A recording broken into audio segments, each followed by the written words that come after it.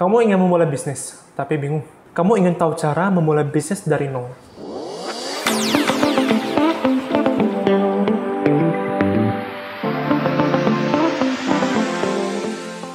Memang ada resiko-resiko yang akan dihadapi di awal membangun bisnis. Namun dengan kerja keras, strategi yang matang, semuanya akan terbayarkan. Dengan bisnis yang berkembang dan juga keuntungan yang semakin meningkat. Yang pertama adalah, kamu harus tahu dulu, tentukan produk terlebih dahulu. Sebelum mulai usaha, tentukan dulu produk atau jasa apa yang ingin dijual ke konsumen. Kita bisa lakukan riset terlebih dahulu, salah satu langkah awalnya, agar lebih menonjol dan berbeda dengan merek lain. Kamu bisa menjual barang yang bermanfaat ataupun unik. Selain itu, kamu bisa memilih untuk menjual sesuatu yang memang kamu sukai atau memiliki passion di dalamnya. Dikarenakan jika kamu suka dengan hal tersebut, sehingga bisa menjadi lebih bersemangat dalam menghadapi rintangan yang ada, jadi bisa lebih cepat untuk meraih kesuksesan. Jadi ini berbasis ke USP juga. Jadi kamu harus mempunyai bisnisnya, yaitu adalah unique selling proposition-nya. Yaitu adalah antara produk kamu itu berbeda ataupun jasanya. Dan kenapa aku bilang kamu harus memilih produk yang kamu jual, yang kamu suka atau passion? Karena jika kamu menjual satu produk, jika kamu suka dengan produknya, pasti kamu akan mencari lebih tahu detail tentang spesifikasi produk, sehingga saat kamu melakukan penawaran atau direct sales kepada customer, itu tingkat konversinya akan jauh lebih tinggi, sehingga itu berpengaruh ke tingkat penjualan toko kamu. Yang kedua adalah susun rencana dan visi misi. Kalau sudah diputuskan mau jualan apa, kamu siapin rencana dan visi misi yang matang dan jelas.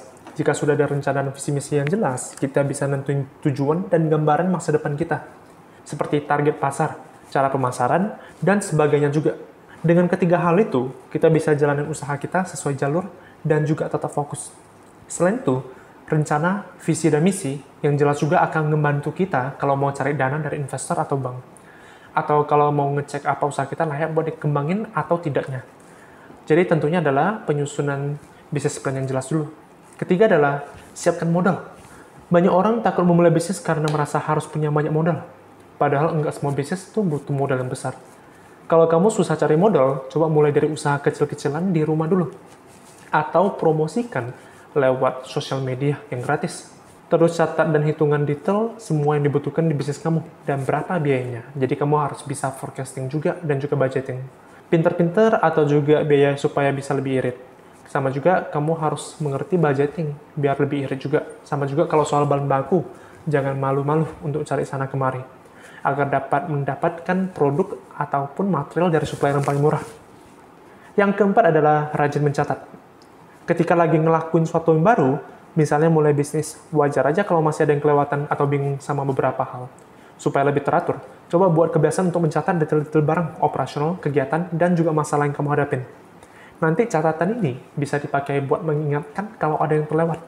Harus dibeli atau dikerjakan, dan juga bisa jadi bahan evaluasi untuk kedepannya. Yang kelima apa? Itu adalah jangan takut gagal. Memutuskan untuk memulai usaha memang ada risiko besar ya, yang harus diambil. Tapi kalau dari awal sudah takut akan gagal, bisa aja usaha kedepannya pun akan gagal juga.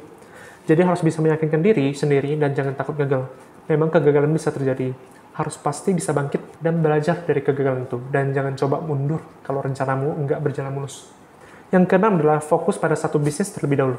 Memiliki banyak usaha memang bisa mendatangkan keuntungan besar. Kalau kamu lihat di luar, kayaknya banyak kali ya, para konglomerasi ataupun graduates banyak kali usahanya. Tapi di sisi lain, bisa bikin fokus jadi terpecah kalau kamu ikutan mereka dan berujung pada kerugian.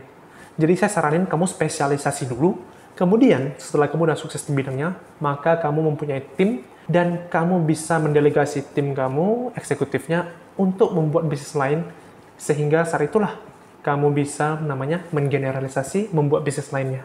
Jangan tergesa-gesa ingin menambah keuntungan dan bikin bisnis kedua. Pastikan dulu usaha yang sekarang sudah stabil, mulai dari modal, sumber daya manusia, dan keperluan lainnya, dan juga penjualan dan profit, semua arus kas pun harus jelas, sehingga udah stabil dan terbukti bisa berkembang terus-menerus. Maka jika kamu ingin membuat bisnis kedua, ketiga, dan jika kamu punya sumber daya manusia, tim yang cukup, bisa silakan. Ketujuh itu adalah terus belajar.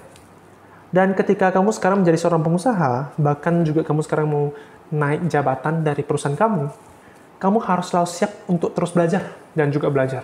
Saat ini, kamu bisa belajar tentang mulai usaha dari berbagai sumber, seperti media sosial, website, diskusi dengan sesama pengusaha, mengikuti pelatihan, dan lain sebagainya. Selain itu, kamu harus terbuka terhadap kritik dan saran dari orang lain. Hal ini sangat membantu dalam mengevaluasi bisnis, agar kamu bisa terus berkembang. Lalu, jangan lupa untuk melakukan riset pasar sebelum memulai bisnis. Kamu harus mempelajari dinamik pasar, siapa yang menjadi pesaing, serta karakteristik target pasar bisnis kamu. Yang kedelapan yaitu adalah disiplin waktu. Mengatur waktu dapat menjadi hal yang sulit bagi seseorang yang memulai bisnis dari awal. Kadang-kadang seseorang menganggap bahwa karena bisnisnya itu masih kecil, jadi maka tidak perlu melakukan pengelolaan waktu yang terus-menerus. Namun, disiplin waktu itu sangat penting untuk diaplikasikan dalam bisnis ya. Baik itu kecil ataupun besar. Tentukan jam kerja untuk bisnis kamu, ini akan membantu kamu untuk disiplin terhadap waktu kerja dan menjadi lebih produktif setiap harinya. Ingatlah, bahwa kebiasaan akan terbentuk seiring waktu. Sehingga semakin cepat kamu menerapkannya, maka semakin baik untuk bisnis kamu di masa depannya.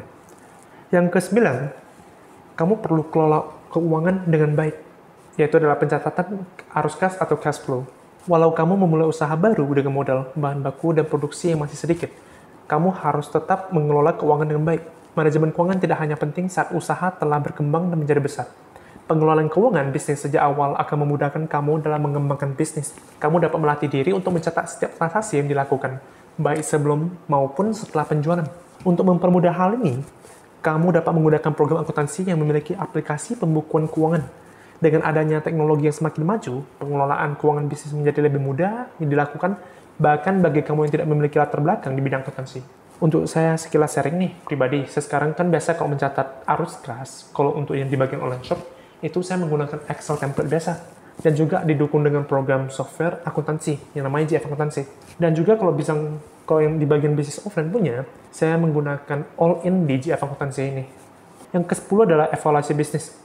Langkah terakhir yang tidak kalah penting adalah melakukan evaluasi secara terus-menerus. Ingatlah, kalau bawa bisnis itu pasti mengalami pasang surut dalam perjalanan mengembangkan usaha. Dan oleh karena itu, penting untuk melakukan peninjauan secara berkala agar bisnis tetap berkembang dan terhindar dari risiko kerugian yang besar. Jadi untuk bagian ini tuh penting banget.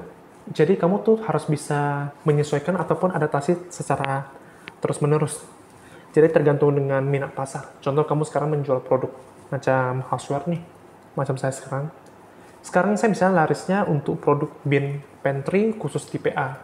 Tapi suatu saat itu trennya akan habis. Sehingga saya harus secepatnya mencari produk ataupun membuat produk baru lagi untuk dijual sesuai dengan minat pasar. Yang ke-11 adalah jaga kesehatan tentunya. Untuk mencapai kesuksesan, memang dibutuhkan kerja keras, tapi jangan lupa tanggung jawab untuk menjaga kesehatan.